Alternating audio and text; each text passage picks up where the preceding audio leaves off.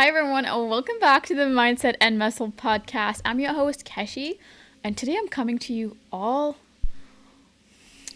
was gonna say raw, but basically what I mean is I just came from the gym and it's Thursday and podcasts go out every Thursday, or my podcast episodes go out every Thursday. But yeah, I haven't had time to film it earlier during the week. So I'm filming it right now. I'm hoping I don't have to edit it because I might not have time for that. So it's just gonna be one take for the whole thing.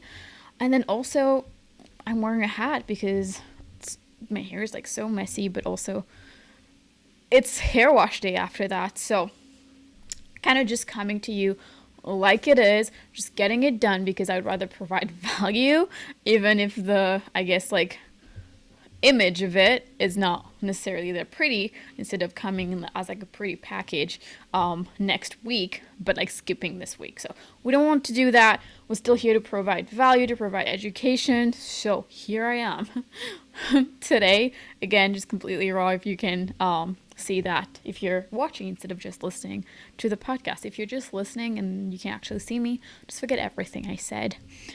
Just another little disclaimer before I start, I guess. I'm trying to do this while on the walking pad just because I need to get my steps in for the rest of the night. It's already 7 p.m. and I've gotten half of it. So hopefully the walking pad does not pick up a lot, or not the walking pad. Hopefully the mic does not pick up the walking pad, and also hopefully I don't get tired of walking and speaking. It's not going very fast, so I should not be getting tired, but let's see. Any feedback is welcome when you listen or watch this. If it was distracting, let me know, and next time I won't do it. But today we're going to talk about the things to do before you start your next cutting phase. And that's also the things I'm doing before I'm starting, or I already started my cutting phase on Monday. But the things I did before I started my cutting phase to make sure that I'm having, or that you'll be having, a good cutting phase that you can adhere to. And I know some people don't know what a cutting phase is. Basically, that just means a dieting phase. So you can have a cut, a maintenance, or a bulk. So cutting would be the portion of the time where you're eating at a calorie deficit or in a calorie deficit. You're trying to lose weight, basically. And yeah, so a term is dieting that a lot of people use. So I just started mine on Monday. I stopped my bulk a little bit earlier than expected, but I really, really was excited to get back into this gut. But now I know that I need to adhere to it well. So again, I already kind of went into that with a plan, which I know will prepare me for success. Because as the quote says, failing to plan is planning to fail. So if you just kind of start and you have no idea what to do, you probably will get stuck at some point and then feel like you just want to stop. So I feel like I've rambled enough. I feel like I've been rambling for 5 minutes. But let's just get into basically step 1 of what to do before you start your next cutting phase to make sure you're planning for success. So the first thing is to set clear, achievable goals for this cutting phase. So most people can expect to lose around 1 to 2 pounds a week sustainably. Now, a few caveats here. First, this 1 to 2 pounds a week, it depends on how much you weigh as well. If you're heavier, you're more likely to be on the higher end of the spectrum. So if someone has a lot of weight to lose, they're more likely to be able to see this maybe closer to 2 pounds of weight loss or fat loss in a week. Whereas if you only have a couple pounds to lose, you can expect to see that on the lower end of that range, or even less. Maybe it might be even 0.5 pounds per week for you. Another measure that I have that I like is around 5% of, did I say 5%? Is it 0.5% or 5%? Okay, let me just do a quick calculator here. So if I do 1% of, so 0.5% to 1% of your body weight. Sorry, I don't know why that math didn't add up in my head. So 0.5 to 1% of your body weight. For example, if I started this cut at like close to 137, it was like 136 pounds. So I'm going to take, let's just take 135. I'm going to take 135 pounds and so 1% of that is 1 pound and 35. And then 0.5% would be 0.5 divided by 100 times 135. So that would be 0.675. So I can expect to lose between like 0.675 and 1.35 pounds in a week. So this one, it's a little bit more accurate in terms of, a little bit more reasonable and realistic in terms of what I can expect versus another person can expect. Again, so with this method, someone that weighs more, when they do the 0.5% or 1%, so that range is going to be bigger than my range. Is that making sense? I hope it is. Basically, if somebody was heavier than me doing that, maybe they would get a range that's closer to that 2 pounds per week that they can lose. So that's sustainably. Now, you can do an aggressive diet. You can lose fat more quickly. Do I recommend it?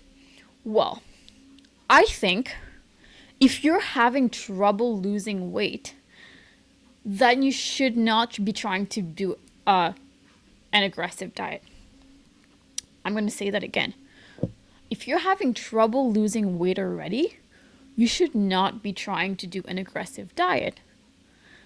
Some people can do very well on an aggressive diet, but a cutting phase, I feel like cutting is like a skill. So if you've gone through multiple cutting phases, you've adhered to it well, you do well at it, so you're basically like a pro at like cutting or dieting, then sure, go into an aggressive mini cut or something and then lose the fat fast and then jump back into maintenance or go to bulk or whatever. However, if you're already having trouble losing weight right now, trying to lose weight too quickly by going into an aggressive deficit will only make you adhere less to it, will only make it less consistent, or will make you less consistent with what you're doing. Because we're already finding it hard. You're already trying to do so much. So now it will feel like it's so hard to lose weight. Whereas what you should be doing is trying to find basically kind of the bare minimum that you could do and lose weight that you could still stick to. And then you can add more habits onto that. Now there's a few different ways that you could use to lose weight. A lot of people just want to change their habits. They don't want to track anything. I would recommend you have an idea, again, of what you're eating and track at some point anyway, but that's maybe a different episode. But if you just want to change your habits, for example, yeah, maybe cut down on, if you're eating like, let's just say like ice cream at every meal or something, try to cut that back to maybe have it at one meal instead of 3. And then maybe having it a couple days a week instead of every day. Or even if you're okay, if just that one habit, then maybe have it just once a week or something like that. Or if you're having 5 pops a day, then maybe reduce it to 1 pop a day, or change it to like Diet Coke or something.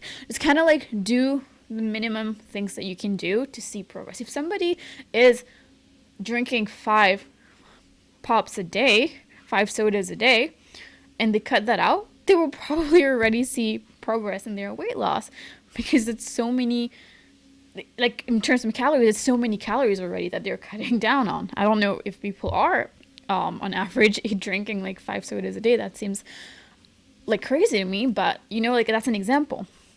I'm just saying, like, still, if you're just doing one thing, like whatever you can kind of progress on, like make little changes and things like that, do those like, it doesn't even have to be slowly, but kind of like try 1 at a time or 2 at a time and stick with it. And if you can stick with it and be consistent with it, then you can add something else. Now, if you're tracking your macros, I would recommend people track their calories and protein, obviously, because I also do that. So I'm definitely biased onto that part.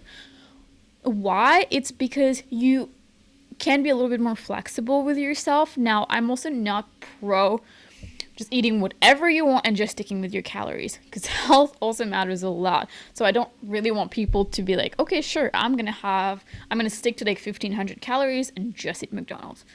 You're still gonna lose weight if you stick to that calorie deficit, but you're not gonna feel great at all. And the last thing we want on a cut is to not feel great at all. So what I would say is to start with, again, tracking your macros or tracking your protein and calories. Only I don't track carbs and fat. I feel like most people don't necessarily have to track everything, mostly calories and protein. And then if you're having too little fat, then if you're working with a coach, we can work on that. But just in general, so let's just take calories, track your calories, then stick to that, and then take small steps again. You stick to that first, then you try to add more protein and hit your protein goal. Again, stick to that for a week or two again. Once you know you can adhere to those protocols, then you add more things if you want to increase your steps or things like that. And if you're already losing weight, then sometimes there's no need. Usually there's no need to be doing more. If you're already losing weight at this kind of pace that I'm referring to, I mean. So if you're maybe just losing like 0.2 pounds a week or something and you want to accelerate some more things again, then you can, but you have a rough idea based on like kind of that range that I talked about earlier. So yeah, I would not recommend an aggressive diet if you have not have much success losing weight before. For most people, I would say stick with something that you could do, like small changes and be sustainable. And then, but again, going into an aggressive mini cut or an aggressive diet, it's not necessarily bad. You just need to know how to do it, and it's just more difficult. You have to have more experience with cutting to be able to do that. So don't just rush into something. Like, don't run before you can walk, basically. Now, I would also recommend that you plan out your cutting phase and how long it's going to be. I feel like most people, whenever I talk to them, they're dieting. They're always in a phase of dieting. It's hard to just be always trying to make that effort. It's better if you give yourself like 12 weeks or 16 weeks that you know you're going to be cutting for, because after that, adherence will go down anyway. You're less likely to be consistent with your habits if you don't have a timeline or time frame. So give yourself, 12 to 16 weeks, that's 3 to 4 months. So choose one out of the two. Just select, 12 weeks, I'm going to be dieting for 12 weeks or cutting for 12 weeks. You take those 12 weeks seriously. Does that mean you can't go out? No. But you just are mindful when you're going out because you're in a cutting phase that is not going to last forever. However, if you don't give yourself a time frame, then it feels like it's going to last forever. Then when you go out, you're like, well, I might as well just eat because, I can't never eat if I don't. Does that make sense? I hope it does. I don't know why I'm asking if that makes sense. Like I'm doing a training. I have to differentiate between a training, people actually hear and can tell me if it makes sense or not, and a podcast episode where nobody can tell me. But I guess you can tell me after and give me feedback after when you listen to it. And then something else to keep in mind is that you might need more than one cutting phase. If you have a lot of weight to lose and I gave you that little range here, don't expect to just do it super quickly, but also if let's just take the 1 pound a week that you're losing and you're doing it for 12 weeks. Actually, let's just say 2 pounds a week that you're losing. You're doing it for 12 weeks. So it would be like 24 pounds that you can expect to lose. Now, if you have 60 pounds that you have to lose like I did, I'm also in another cutting phase, but even before to now, I had 60 pounds to lose. I can't expect to just do that in one cutting phase. So what you can do then, it's going to be really tiring. And again, your adherence is going to go down after those 3 to 4 months, especially if you don't have a timeline or a time frame. So then you can have a cutting phase and then you have to go to maintenance for a little bit. And then you have another cutting phase, but just be prepared that, I can lose this amount. And then I know you're excited. You might, especially right now when you start, you're like, well, I have 60 pounds. I want to lose 60 pounds. I don't want to go back to maintenance before this is done. But you're going to be tired by the end of that. So at least have that at the back of your mind that, If you have a lot of weight to lose, it will probably take more than one cutting phase, especially if you're starting to see a plateau after that point. So if you see a plateau before, then just like you make changes and things like that. But if it's been the 12 to 16 weeks and you see a plateau and then you're also really drained, you don't want to make changes, you don't want to eat even less, maybe you're just very exhausted from this cut, you need a break. You need a break anyway. You can't always be cutting. Most of our time we should be in maintenance actually and not cutting, because that's a stress on our body. So now all of this was step 1, to prepare for the cut. Step 2 is to have a tailored nutrition plan or tailored nutrition protocols.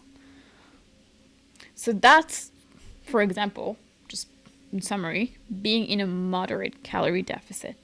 Again, I talked about an aggressive cut, an aggressive calorie deficit, or like a really slow one. Doesn't have to be like a super small deficit, because if you only have like 100 or 200 calorie deficit, which what I mean is like if you would maintain your weight at like 2000 calories and you just go to like 1800, you're probably not going to see much progress, and your body's just going to adapt to this 1800 without you seeing much progress. So you still need to have this like moderate, so a couple hundred going down.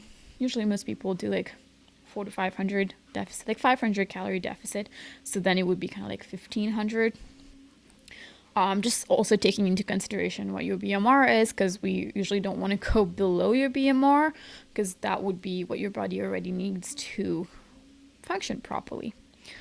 So now, again, you can choose your method. You count your macros or calories and protein, or you can have a meal plan if that's what you want, etc., etc.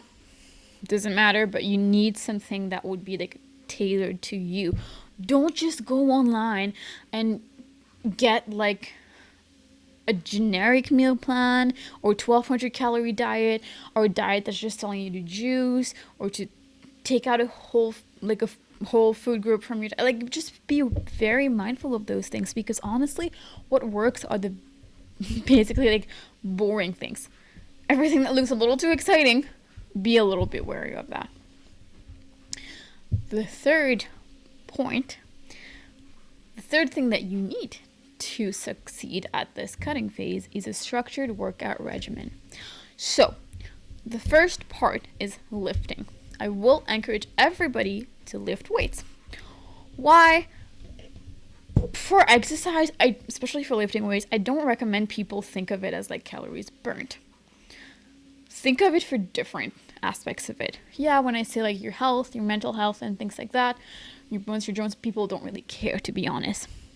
But if you lift weights, you're more likely to maintain the muscle mass that you already have, because the last thing that you want when you're cutting is to lose muscle instead of fat.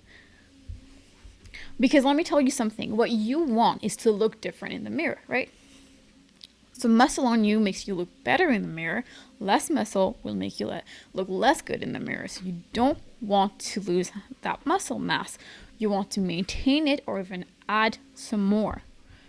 Women, you're not going to look bulky.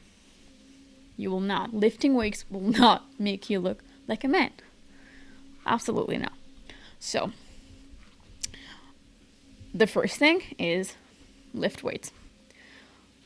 Again, to maintain that muscle and to even build more muscle, that will actually give you the body that you probably want.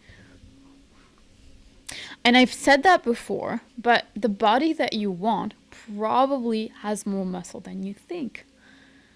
A lot of the people that you look up to, maybe celebrities, maybe influencers and things like that you think have really great bodies, they probably lift weights. They probably have more muscle than you think they do. Again, lifting weights will not make you look like a man. It will just get you closer to the body that you want yourself to be, to have. And again, we're not comparing, we're not saying we're going to have somebody else's body, but still, you want to be the best version of yourself and have, like, you know what I mean. I don't have to go into detail into that. Whatever body you want to kind of like evolve to or progress to, that body probably has more muscle than you think. Okay, I've talked enough about that right now. In terms of cardio, it does accelerate weight loss, but like I said, if you're doing too much at once, it's really difficult to stick to it. But then also, once you hit a plateau, if you're already starting at like eating basically nothing, eating very low calories, walking 15,000 steps a day, doing cardio 5 days a week, then you hit a plateau, what do? There's nowhere to go from here. So start a little slower, allow yourself some more, give yourself some grace first of all, but allow yourself some margin that once you hit a plateau, which is going to happen at some point, then you can add some more things. For example, then, I'm not doing cardio right now, I'm just getting my steps in. But then when I hit a plateau, maybe my coach will get me to add some more cardio in. So it will either be decreasing calories or adding cardio in. So again, that's one thing that you can use in your tool belt, but don't take out all your tools at once. And then also the step goals. So that is important too. So think about how many steps you're going to get throughout the day and have a little bit of a step goal. Again, you can track your steps. I have a smartwatch or an Apple Watch, sorry. You can do that just on your phone if you don't have one, or on your Fitbit if you have one. Usually when I'm walking, I like to put it around my ankles, and I feel like I have a small frame, like a small ankle, so maybe for most people it won't work. I feel like for most people it will not work, but if it does, because if I'm working and I'm on my walking pad, my hands are not moving at all. So then it looks like I'm not doing any steps. Even right now when I'm moving like this, but I'm not like actually moving my hands side to side, which is how it's picking up that I'm walking. Or at least I think so. So then when I put it on around my ankle, I get a better estimation, I guess. Whatever it is, as long as I'm tracking the same way, I guess that's what matters. But yeah, so even for example, if you're tracking on your phone and you're going on the treadmill, you're going on the walking pad, you have to keep it in your pocket, because if you keep it on the table, then you'll be walking for 30 minutes, but it's not going to look like you did any steps. So if you want to track it, actually be mindful of where you're putting your phone or your watch or something like that. Now, the fourth kind of like step, I guess, to plan or to think about before you start your cut is how you're going to track your progress. So that will come in two different ways. The first one is how you're going to track your food. So do you have a food scale? I would, even if you don't track your food into an app like MyFitnessPal, if you're not tracking your calories and things like that, I would still encourage you to have a food scale that you could use to maybe like measure out things, to have a little bit of an idea. So that could be, if I need to get more protein, for example, you can weigh out your protein to see how much you're having now and then add more. So you could say, I can already look at the protein and know. Yes, but for example, when I do my air fryer chicken, I butterfly it. I slice it in half lengthwise. So it still looks like it's a decent big piece, but now it's in half. So if it was like, again, the full chicken, like it just looks, sometimes your eyes can be deceiving, or your eyes can deceive you. I don't know if that's the right expression, but basically you can be wrong if you're just eyeballing it. So just use a food scale. Again, let's just make things easier. There's no need to make things harder than it needs to be. And by that, I mean just track things. Just track things instead of trying to figure it out in your head. And then in terms of tracking your progress, how are you going to take, like what are you going to take basically? Are you going to weigh yourself, use measurements, use progress pictures? What are you going to do? For me and for my clients, I like that we take all three.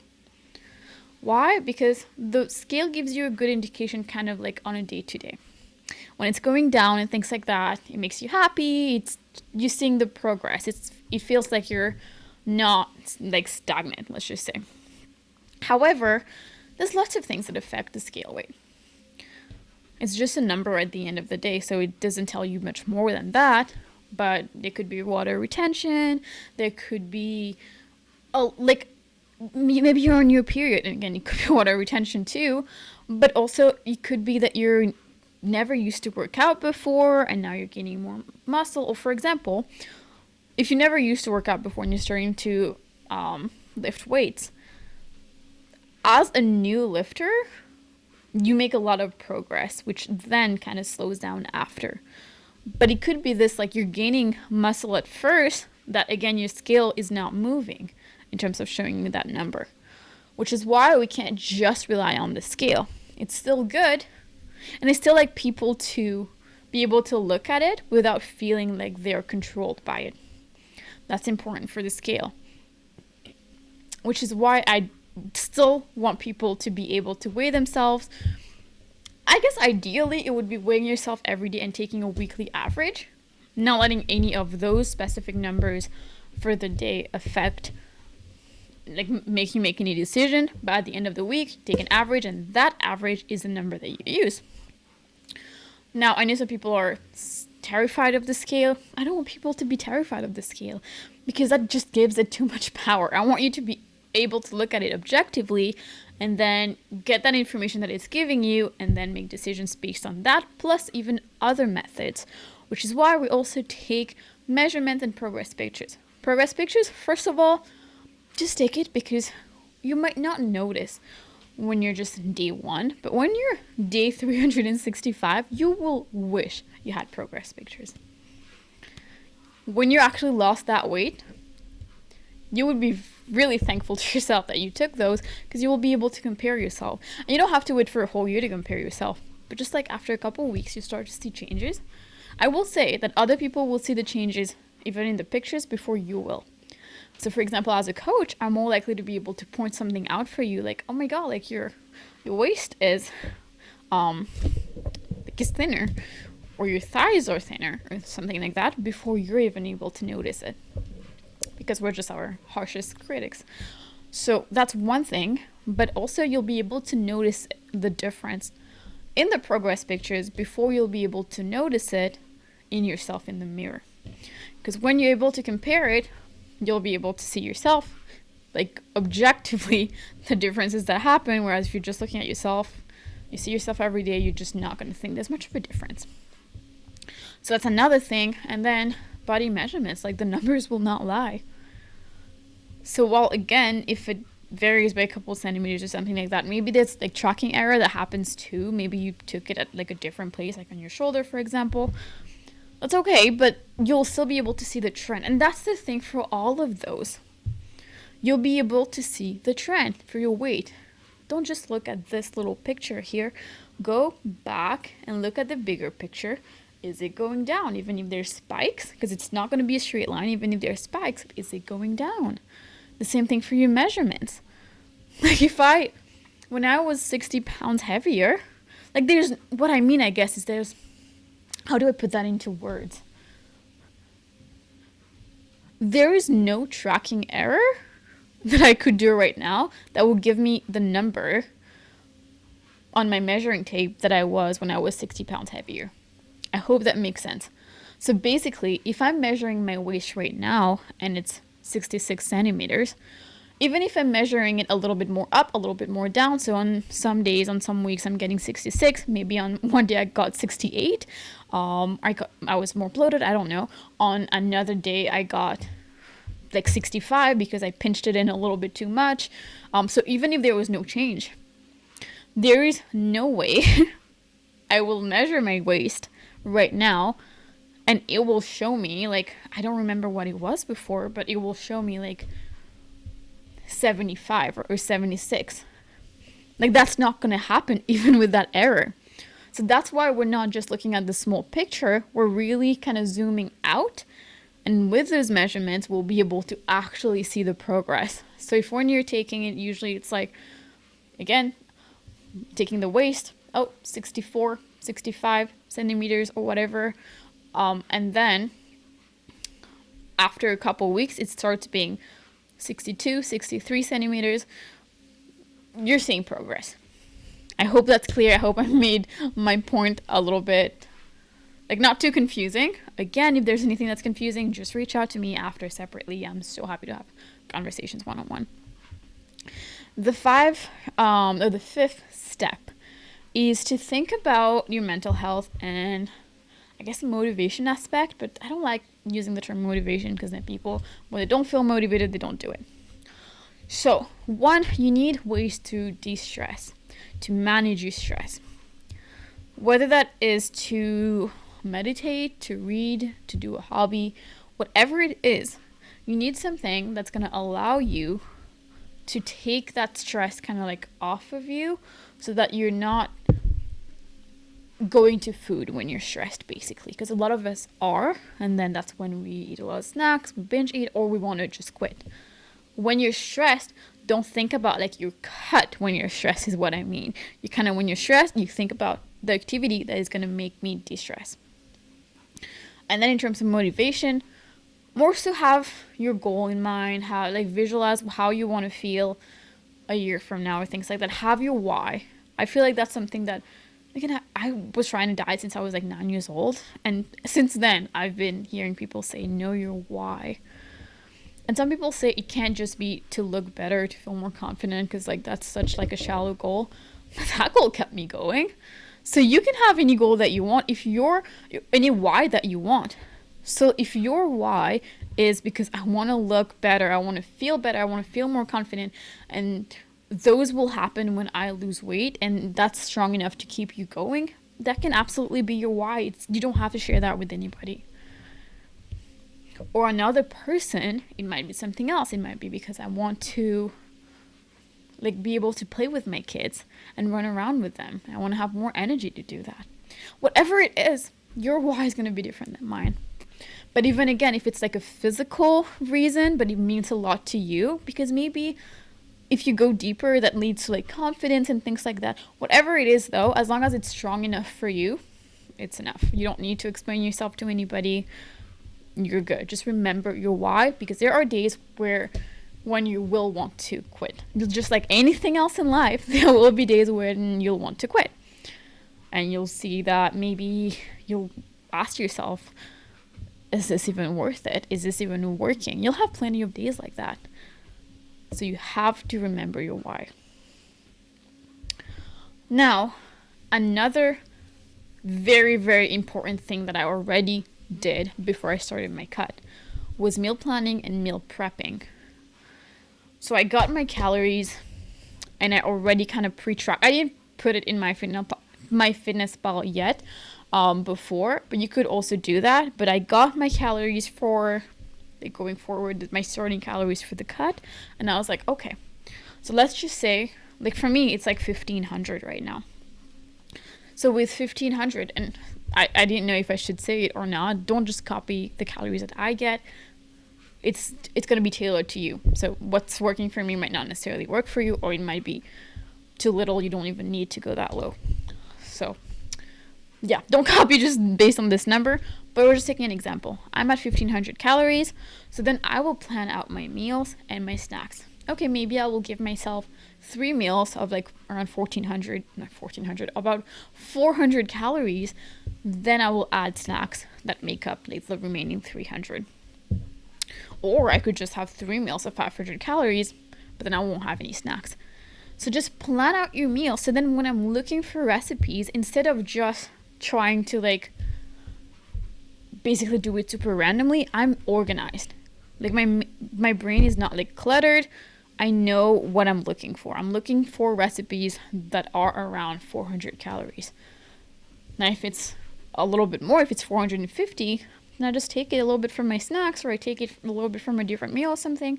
But have a plan before you even go to the grocery store, and then meal prep for the week, like on Sundays or something, or Saturdays, meal prep for the week, so that you don't have an excuse. Like if you don't have the meal, everybody's tired. I've said that before, I will say it again. Everybody's tired coming home from work. Nobody wants to now try to figure out what to eat, and if you haven't tracked it, you've eaten kind of too much relative to the amount of calories that you have throughout the day. Let's just say I didn't plan anything throughout the day. I just ate like 1,400 calories. Now I only have 100 calories left for dinner. What do? Nobody wants to be in that situation. So plan ahead and meal prep so that you know you're going to have food that's going to keep you full and satiated, and it's going to make you happy too. You don't need to be miserable when you're losing weight. Whoever is telling you that is lying to you. it will be uncomfortable, probably some points more than others, but it can still be fun. You can still include some things that you love, and that's why I love tracking calories, because I can still include my chocolate or my little ice cream or something. You can start the day pre-tracking, so 1,500 calories. Okay, this chocolate bar or whatever is 100 calories. I mean, the big one's like 200 something. But let's just say I want to eat something that's 100 calories. Okay, now I have 1,400 to work with, and I will make them fit in that 1,400. Now, the more I'm going with that, the more I add things that I just want to eat that are not like whole foods, not super healthy, not just home cooked or things like that. The more I'm trying to eat out or eat snacks, the less food I have for my actual meals that are keeping me satiated. So if you just spend 200 calories on chocolate, you know that this chocolate is not going to keep you full. You will need your meal on top of that.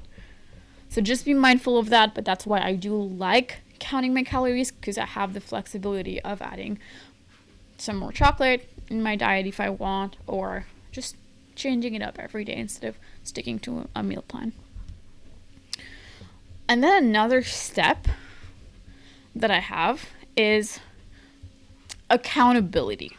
So I talked about kind of like the motivation aspect of it, but you have your why, yes, but have something to be accountable to, or someone, whether that's your coach. If you have a coach, that's perfect. That's the best way. They will keep you accountable. If I have to, when I was on my bulk, sometimes I was just like, it's fine, I can just like eat out again. If I have too much or too many days of not tracking, for example, I'm just gonna be like, what's happening in my check-ins? Oh, it's the second week that I said I didn't really track for a couple days. She's gonna remind me of my goals, and she did. So a coach would be the best accountability for you. If not, then a family member, family or friends that you know are going to keep you accountable are good to tell that you have this goal. You don't have to shout it on the top of shout it from rooftops, I think is the expression. You don't have to tell everybody, but just a few people. Or again, depending on you could also post it on social media that you're going through a fitness journey and have a whole new page, a whole new account, whatever you want as accountability, do that. Something that you know you're going to be able to stick to. Again, that doesn't have to be stressful, but those things can be a little uncomfortable because you know that you have to stick to it. Like whatever is trying to keep us accountable that we know will actually keep us accountable makes us a little uncomfortable. And that's okay. Whether that's a coach or like family and friends or social media, or maybe you're spending a little bit of money for a bet that like if you don't do those habits, you will lose that money. I don't particularly like those. I'd rather just again hire a coach and pay her for more than that. But if that works for you, just as long as you stay on top of it. And again, the reason I don't like bets is because things happen, life happens, and there might be extenuating circumstances. Extenuating circumstances, yeah.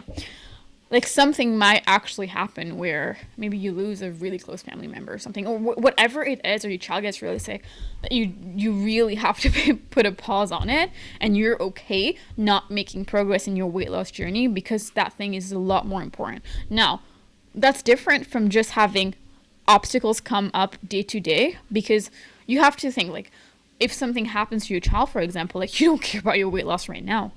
Your child is the main priority. So then in those cases, I don't really like bets because then like that's just a stress for no reason. But if you had, again, either a coach or like a family member or friend that were keeping you accountable, they would understand this situation and just kind of be not always just providing like tough love or just again, not always providing tough love, but sometimes just actually being compassionate for you. And then the last step is having a little bit of a plan to be flexible and adapt and adjust plans as needed, just because things happen, life happens. Like I said, you have a 12 to 16 week cut. You're not going to not have any family events or any like hang out with your friends in 12 to 16 weeks. Things will happen. You will go out. People will bring donuts to work, like things happen. So you can just adapt as you go and make decisions as you go. For example, if people brought donuts and you really wanted it, and then you ended up going over your calorie goal for the day, let's just move on. You don't have to do extra cardio the next day to burn it, or you don't have to eat super little the next day to compensate. Just move on to the next day. Just be able to be flexible and adapt. Don't look back. We look forward. We move forward, we look forward. Just like when we're driving, we're not looking at basically right necessarily kind of in front of us. We're looking at where we want to go, basically. That's what somebody told me when I was learning to drive. I'm looking where I want to go, because I was looking at people to not hit them, basically. People on the side or a car on the side to make sure I'm not hitting it. But then the instructor was like, well, if you look there, you will go there. You're going where you're looking. So then just look where you want to go. And that car that's parked, if you're not looking at, you're looking where you want to go, you're not going to hit it. So it's kind of the same thing for, in this case, like fat loss. Don't just look back. Don't just look where you want to go. Just move forward. And if, again, you've had a few days that were not ideal, you're learning from it. You don't have to say, we'll restart anything. Like, we'll restart on Monday. Like, you don't have to say any of this. You take back where you left off. The next day, you wake up, you try again. If I mess up even for a whole week, the next day I wake up and I'm back to trying to hit that 1,500 calories and 130 grams of protein or whatever I'm having. So, I hope this was helpful for you. If you are having trouble losing weight and you want some help with it, I'd love to help you out. Obviously, I'm a nutrition and fitness coach. I can't say this word. I'm so tired. I feel like maybe walking on the walking pad is not a great idea when I'm doing this, because I feel like I've stuttered so much throughout this podcast. I don't usually need to edit a lot of things either way, and I will not in this case either. But I don't like how much I was stuttering. So either I'm tired or the walking at the same time isn't working. But I'm a nutrition and fitness coach. I would love to help you out. I have the application form in the show notes if you're watching on Spotify, or in the description if you're on YouTube. So fill that out and I'll reach out to you. But also super exciting. If you're not following me on Instagram, you should do that at @KeshiFit, at Keshi_fit actually. But on Monday, I'm announcing something really special actually. Should I say it already? I don't know. I guess I'll say it for the people listening to the podcast. You'll have a little bit of a heads up. But I will be offering 2 to 3 full ride scholarships for my coaching program. So people who sign up basically next week, as from Monday when I'm going to launch it, people who apply then will have a chance to win 3 months of free coaching with me. So that's both the nutrition and workout, nutrition and fitness training as well. And I will also have a couple of partial scholarships to give out. So that will be based on your application. I will be reading all the applications, and whichever kind of I feel like sticks out more to me or I connect more with, those people will be getting the scholarship. So it's not random. So actually put in effort in your application when you're doing it, because the more that I feel like this goal means a lot to you, the more you're likely to win. So yeah, I was not sure if I were going to talk about that, but then I figured if you're listening to the podcast, then by next week when the next podcast is going out, then you'll only have like one more day to apply until it closes on Friday, because I'm going to be choosing the winner next Friday, which will be February 9th. So again, that's going to open on Monday. It's going to launch on Monday, but the application form is already in the show notes. So if you apply already, you'll still be considered. It will be, let's just say, as from today, whoever is applying until next Friday. So thank you so much for listening to me today. I came up with a little slogan that just came to my mind, because my framework at Cashew Feet Coaching is actually the ROAR framework, ROAR. So then I thought of this slogan because I really love lions, and I also like phoenixes. And I have both actually on my arm, which you might not be able to see. A phoenix, and I have a lion. And a lioness too, actually. So I like the slogan, roar like a lion, rise like a phoenix. And I might just end up using it at the end of every episode. I'm a little shy using it today, I'm gonna be honest. But also excited, so I hope you like it. But yeah, so again, thanks very much. And I think that's the vibe I'm going for myself and for my clients as well. So roar like a lion, rise like a phoenix.